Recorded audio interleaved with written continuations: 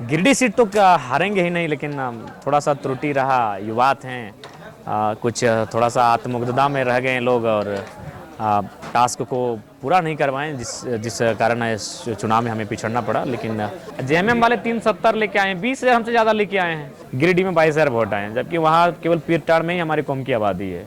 वहाँ भी फिर वोट हमने किसने दिया?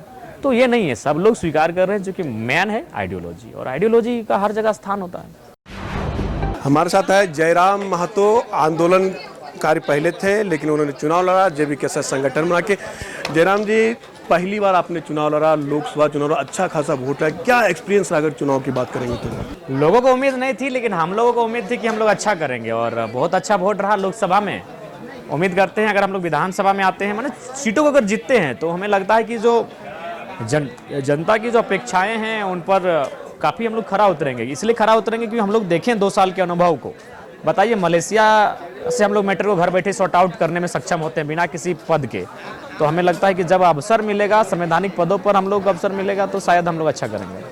जयराम जी, जब आप चुनाव लड़ रहे थे, दो यहाँ पे कह सकते हैं कि इंडिया गठबंधन एनडीए, दोनों की सांसें तो अटक रही थी जब आपने गिरिडीह से नॉमिनेशन किया, कि दोनों को लग रहा था कुछ आपने किसी, जब रिजल्ट आई तो लगा कि नहीं चलिए चंद्र प्रकाश चौधरी वहाँ से जीते, लेकिन दोनों के सांसें तो उस टाइम तो आपने अटका दिया था। दिया बिल्कुल, और हमें लग भी रहा था कि गिरिडीह सीट तो हारेंगे ही नहीं, लेकिन थोड़ा सा त्रुटि रहा, युवात हैं, कुछ थोड़ा सा आत्मग्धता में रह गए लोग और टास्क को पूरा नहीं करवाएं, जिस कारण इस चुनाव में हमें पिछड़ना पड़ा। लेकिन उम्मीद है कि नेक्स्ट जो चुनाव होंगे उनमें हम लोग अच्छा करेंगे, और जो त्रुटियां हुई हैं उनसे सबक लेंगे।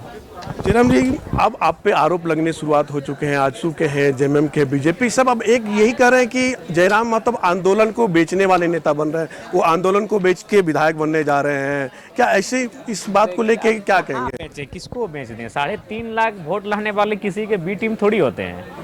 जेएमएम वाले 370 लेके आए हैं, 20,000 हमसे ज़्यादा लेके आए हैं। अगर हम 1.5 लाख वोट लेके आते हैं, 2 लाख वोट लेके आते हैं, 50,000 वोट लेके आते हैं, हमारी जमानत जब्त हो जाती, तब आप हम पे आरोप लगाते हैं हम किसी का टीम है।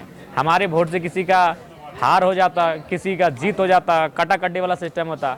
हमने अपने आप को स्थापित किया, अपने आप को पूरे देश में स्थापित किया है। इस पूरे देश में 543 लोकसभा की सीटों पे लगभग 8,000 प्रत्याशियों ने नाम दर्ज करवाया था, और उसमें अगर पहली बार चुनाव अटेम्प्ट की बात कीजिए तो कोई कैंडिडेट है जो 27.5% वोट लेके आया हुआ, जयराम महतो है। पूरे हिंदुस्तान की मैं बात कर रहा हूँ। तो अगर उसको आप बी टीम के नज़र से देखेंगे तो दुर्भाग्य है। जयराम जी, और आरोप तो हैं अभी सही है कि आपकी पार्टी सिर्फ महतो की पार्टी बन चुकी है। क्या महतो से आपने विधानसभा चुनाव, कि महतो को वोट था विधानसभा चुनाव जीतने काम करेंगे? देखिए, कोई नहीं, झारखंड में फिलहाल कोई ऐसी सीटें नहीं है। अगर चूंकि बहुत सारी सीटें रिजर्व है, इसलिए वो जाहिर सी बात है रिजर्व के लोग ही जीतेंगे, लेकिन उसके अलावा कोई ऐसी सीट नहीं कि एक कौम किसी प्रत्याशी को चुनाव जितवा दे।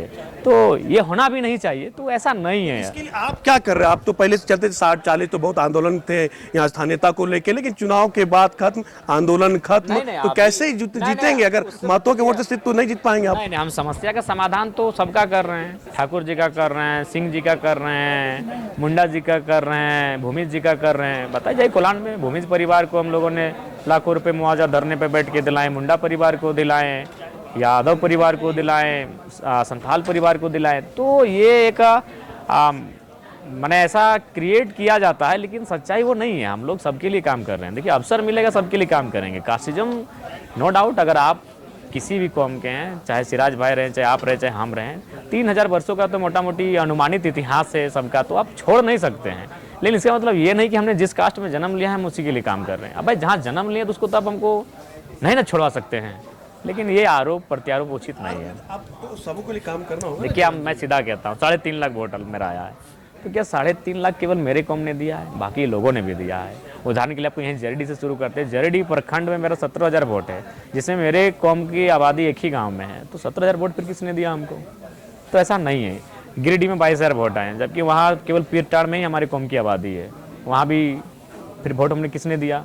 तो ये नहीं है, सब लोग स्वीकार कर रहे हैं, जो कि मेन है आइडियोलॉजी, और आइडियोलॉजी का हर जगह स्थान होता है। चंद्र प्रकाश के पास कई लोग जाते हैं अपनी समस्याओं को लेके, वो डायरेक्ट बोलते हैं कि जाओ जिनको वोट आपने किया उनके पास जो, आखिर ये क्यों? ये मीडिया का सवाल है। मीडिया में चिंतन मंथन होना चाहिए कि लोकतांत्रिक देश में आपका स्वर कैसे होगा? अगर मोदी जी बोलेंगे किसी को कि तुम हमको वोट नहीं दिया, तुमको काम नहीं करेंगे, ये उचित बात है? तो चंद्र प्रकाश चौधरी अभी मेंबर ऑफ पार्लियामेंट हैं। उस जो क्षेत्र में जो भी असुविधाएं होंगी, जो भी लोग शिकायतें जाएंगे, आपको सुनना होगा। ये कैसा न्याय भाई, ये गलत बात है, ये बहुत ही गलत वर्तन है। सही आपने कहा, केवल चंद्र प्रकाश चौधरी नहीं, 3-4 सांसदों के बारे में हमने ये सुना कि जो जन्मे के सुनाई है, ऐसे बोलते हैं। तो ऐसे लोगों का चुनाव में आना या ना आना, तो जनता को सोचना चाहिए, ऐसे लोग क्यों जिताएंगे। आज मैं अपनी बात बता रहा हूँ, मैं धनबाद को उदाहरण दे रहा हूँ। धनबाद में मेरा कोर्ट का तारीख था, हम गए हैं, एक बहन धरने पर बैठी थी, मैंने देखा कि धरने पर बैठी है, हमें कोई इन्विटेशन की जरूरत नहीं, हम धरने पर जाके बैठ गए। मीडिया ने हमें पूछा क्या मामला है, हमको नहीं मालूम है, हमने देखा धरने पर बैठी, हम बैठ गए। तो लीडर ऐसा होना चाहिए। जयराम जी, एक और सवाल ये भी है कि चुनाव से पूरा आपकी डुल्लू मतों से मुलाकातें की बातें चल रही थी कि आप वहाँ से डील करके, इसमें कोई सच्चाई है क्या? डुल्लू मतों से आपकी बातचीत हुई है? डुल्लू महतो रहे चाहे मोथरा महतो रहे, जब क्षेत्र के हैं तो राह चलते भेंट हो जाएगा, कभी घर में आपदा विपदा होगी तो भाई नैतिकता और मानवता के नाते आना जाना होगा, लेकिन राजनीतिक दृष्टिकोण से कोई संबंध नहीं है। से चुनाव पे चर्चा नहीं हो। अगर ऐसा होता, देखिए बागमारा में मेरा वोट आया 47,000, चौधरी जी का 80,000, तो बागमारा के भाई दमदार नेता है डुल्लू महतो जी। अगर हमको 80,000 आता तो ये आरोप लगाते हैं तो शायद लोग मानते हैं, हम तो तीसरे नंबर पे हैं बागमारा में, तो ये सच्चाई नहीं है। विधानसभा चुनाव में कितने सीटों की तैयारी है आप लोग कर रहे हैं इस बार? देखिए हम लोग जो बोले कि अच्छी सीटों पे होगी, अभी कंफर्मेशन नहीं है जी। धन्यवाद। जयराम कभी से चुनाव लड़ने जा रहे हैं, कहाँ से? अगर जनता चाहेगी कि तो लड़ लेंगे, अभी तक सीटें तय नहीं हुई, कहाँ जनता चाहेगी तो लड़ लेंगे, लोकसभा चाहा था लड़े। अंतिम सवाल है, लंबोदर महतो लगातार फिर से बात कर रहे थे, उनका मेरे क्षेत्र से चुनाव लड़ने को, क्या उनका फिर विधानसभा क्षेत्र चुनाव लड़ेंगे आप? नहीं, आप लड़ेंगे, अगर वो बोले उनके वो जहाँ से चुनाव लड़ेंगे, और 2 बार 3रा बार अगर जैसे ही बोलेंगे हम लड़ेंगे, जहाँ से लड़ेंगे जयराम वहीं से चुनाव लड़ेंगे। अगर और 2 बार बोले तो 2 बार बोलते लड़ेंगे, हाँ लड़ जाएंगे, जहाँ से लड़े वो जहाँ से लड़े।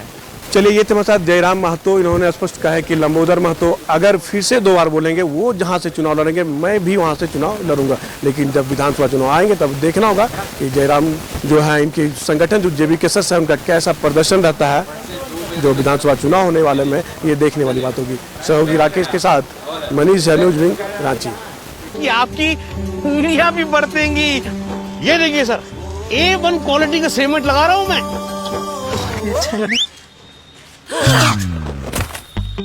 मजबूती का सारा ठेका हम ही लिए हैं का?